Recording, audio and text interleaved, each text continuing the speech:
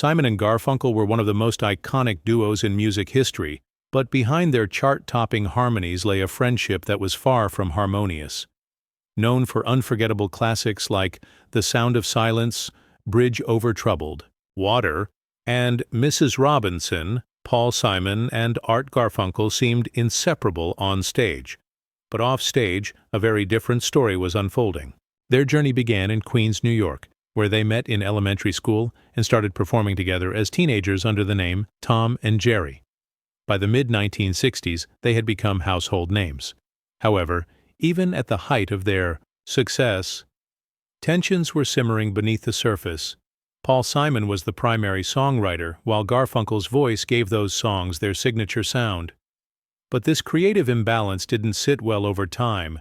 It became a point of contention. As their fame grew, so did their egos. Garfunkel began pursuing acting, most notably starring in the film Catch-22, which caused Paul to feel abandoned. He once remarked that Art didn't want to share the spotlight, but he didn't want to lose it either. On the other hand, Garfunkel believed Paul was controlling the creative process and sidelining him. These weren't just professional disagreements, they were deeply personal resentments.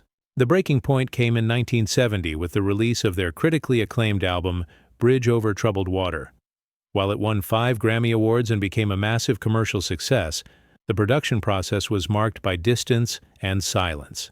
Paul Simon wrote the title track but let Art sing it, a decision he would later regret, saying, "I wrote a song that was meant to be mine, and I gave it away."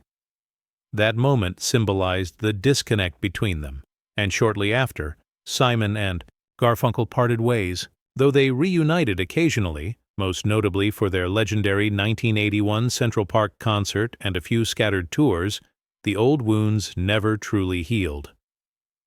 In their 2010 tour, tensions resurfaced again, and Paul later said he no longer wanted to perform with Art, stating, "I don't think Art appreciates what I bring to the table." So, what really ended their friendship?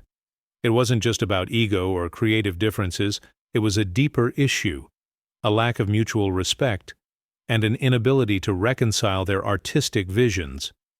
Both men were brilliant, but their pride and unresolved grievances made their bond impossible to repair.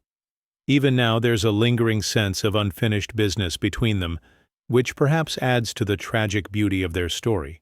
In the end, Simon and Garfunkel remind us that even the most extraordinary partnerships can be broken not by what's said, but by what's left unsaid.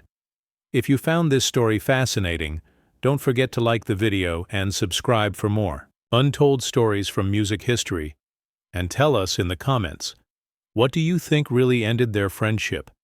Thanks for watching, and remember, even the greatest harmonies can be shattered by silence.